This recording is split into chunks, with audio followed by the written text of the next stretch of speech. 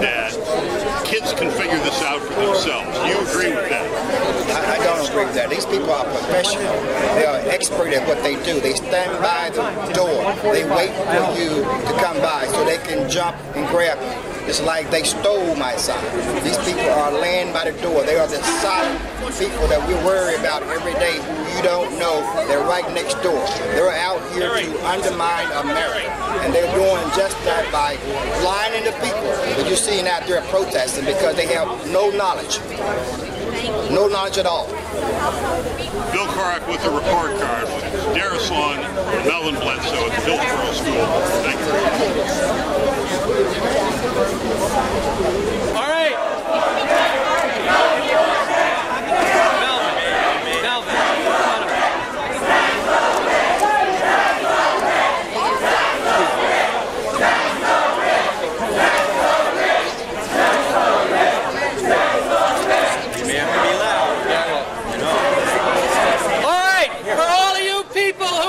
Concerned about people's civil rights.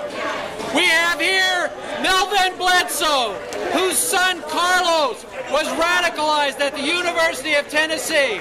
So if you have respect for civil rights, if you have respect for human rights, then shut your mouths and listen to what the man has to say, because his son was lost to radical Islam. That's what we're concerned about. Melvin Bledsoe's son Carlos was lost to radical Islam at the University of Tennessee. And then Melvin's son went and killed Darius Long's son because he had his U.S. Army uniform on. So where is your human rights in that? Melvin is here to tell us his story about how his son was radicalized at the University of Tennessee. Melvin. My son went off to Tennessee State University in Nashville to get a higher education. It was about the dream that we had for him after high school. That dream quickly turned into a nightmare when he was radicalized in Nashville only because he went to school.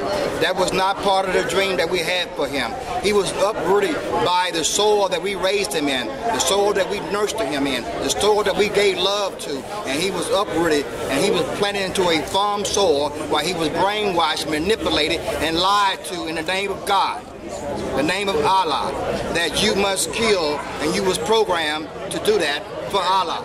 So I'm here to tell the people in Florida today that it is a dangerous thing to have anyone going into your public school system talking to your children about God and Allah, because the God that I know gave his only begotten son so that we can live. The God that they talk about wants you to go out and kill for him. That's a different God. I serve the God of Jesus Christ. What happened to your son? My son was radicalized in Nashville, Tennessee, brainwashed and programmed and sent to Yemen's in a foreign land while he was left there. And even the American government turned their backs on him because nobody wants to recognize, no one wants to tell the truth about what's really going on in America. Well, all you got to do is just look around. Look around. Like I said to you right now, we're talking about an African-American child that it happened to, and that was my son. Tomorrow it can be your son, your daughter. Their eyes could be blue and their hair could be blonde. I'm here to tell you, if you don't speak up now and grow a backbone, it will happen again. It will happen again because we keep ignoring the fact that it's a problem. It is a problem in America. I'm here to tell you it's a real live problem. I know it came into my house. It stole my son. Okay? These people are professionals. They stand by the door. They look for opportunity to manipulate and to brainwash and to lead the soft approach and then come the hard approach. It's a reason why they're in America. It's a reason why they want to underline this government. It's a reason why our government is turning the blind eye. It's a reason why we're doing that. I think it might turn around and say it's an energy situation. You might say a lot of things, but I tell you for sure that we do have a problem in America. And I want the world to know that. I'm speaking out and I'm speaking up because I do have a backbone. What your son do? Thank you, Melvin. Yes, sir. Thank you. Stacy White, Hillsborough County School Board member. These folks are true patriots, and I'm glad to see them organizing today and exercising their rights as American citizens to organize and speak in the public forum. Others believe that the right to free speech extends beyond the public forum, and specifically that they have an inherent right to gain access to the minds of our children in the classroom setting. But make no mistake about it, no one but school staff has an inherent right to be in our classrooms, and it would not be unconstitutional for this board to enact a clearer policy on guest speakers. To be sure, I value our partnerships with advocacy groups like the PTA, and I support programs that instill values like kindness and good citizenship in our students. And I know that these folks all support those things as well.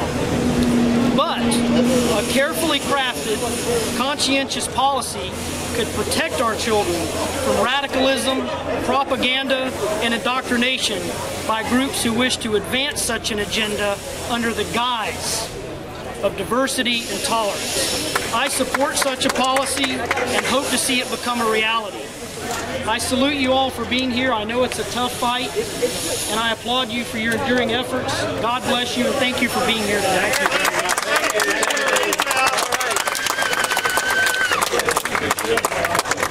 Guy Rodgers, I'm the Executive Director of Act for America. My message to the school board is very simple and straightforward. I want you to imagine this scenario. A man comes to the school board, says he would like to come and speak to the schools about Christianity. When some background checking is done about him, they find out that he's part of an organization that's connected to a national organization that supports bombing abortion clinics, a terrorist organization. Now, my question to the school board is, would they allow this man to speak in their schools? I believe the answer is obviously no, and rightfully so. The issue here has nothing to do with Christianity or Islam. The issue has to do with allowing an organization called CAIR, which our Justice Department has affirmed is connected to Hamas and has been shown to be a material support provider for Hamas, into the Hillsborough County schools. That doesn't make any sense, any more than it would make sense to allow a man to come in and say he wants to talk about Christianity, but his real agenda is supporting a terrorist organization that bombs abortion clinics. That's what this is about. And that's why the school board needs to pass a resolution that's even-handed, that says any organization that is linked to a terrorist organization should not be allowed in our schools. Period. Thank you.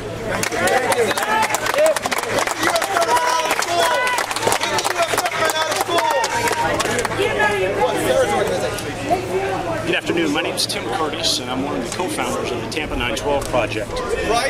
And I'm here today because I'm going to be silent no longer. No longer will I be cowed into silence. And I absolutely reject, without question, the deficient charge of racism and bigotry, Islamophobia, because I refuse to have that rammed down my throat. I am not going to allow that any longer to stand. Even today, the best that the folks who oppose us could do is simply call names. The fact of the matter is this, that this is very much about this is very much about a lack of leadership and vision and honesty on the part of this school board. Some are quick and even apologetic to point out our nation's failures and foibles. Yet we've thrown God out of our classrooms, but in the name of political correctness, we allow, we even encourage other religions in the classroom. I'm at least intellectually consistent. If we're going to keep God out, we're going to keep all religion out. And so anything that's taught in the name of history ought to be taught in a complete view of history.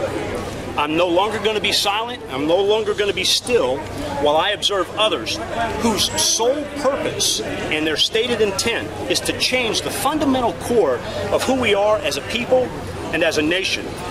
And don't be misled. Contrary to their public pronouncements otherwise, it is the goal of CAIR and associated organizations, the Muslim Brotherhood, to name one, to replace our Constitution and implement Sharia law as the supreme law of the land. I have a sufficient number of emails from various organizations stating that that is their very purpose. So Sharia law is wholly incompatible and completely contradictory to our fundamental freedoms, our form of government, and the freedoms that it guarantees. and most especially troubling is the treatment of women under Sharia law. Replacing our Constitution and our laws, as I said, is the very purpose of CAIR and the Muslim Brotherhood.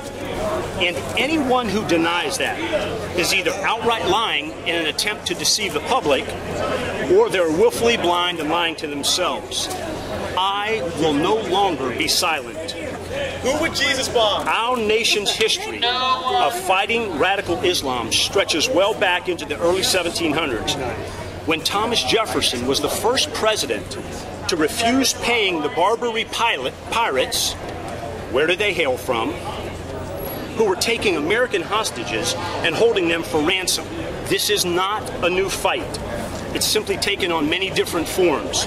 One that's very personal to me, the attacks on the Marine barracks in 1983 while I was serving. 13 the World Trade Center by a drone strike. The World Trade Center in 93 and in 2001.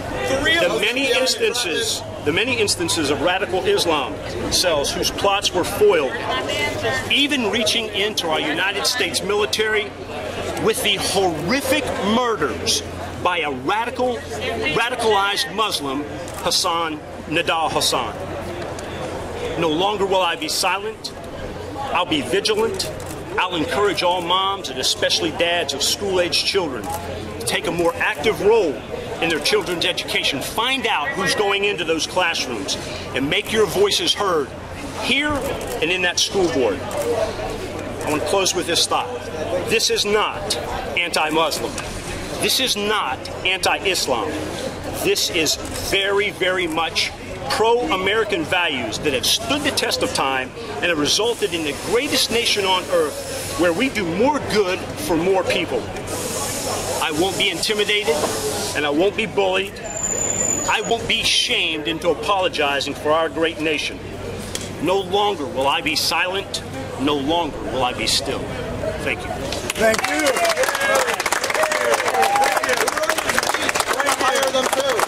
Make way for the biggest vote. Make way. My name is Frank Gaffney. I'm the president of the Center for Security Policy. We work in Washington, D.C. to elevate the awareness of the reason that we're here.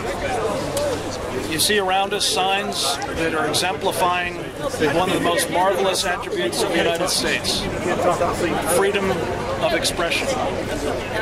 Sadly, the people who are holding these signs and are seeking to disrupt this conversation are working with, or certainly are in the service of, people who are seeking to deny us freedom of speech. That is at the core of the doctrine they call Sharia. Anything that is blasphemous, anything that is offensive, anything that disparages, in their view, their faith, their cause, must be prevented. And sadly, it's not just the case that this is happening someplace else, in Egypt, as we speak. It's not just the case that it's happening in other parts of the free world, like Europe, as we speak. It's happening in America.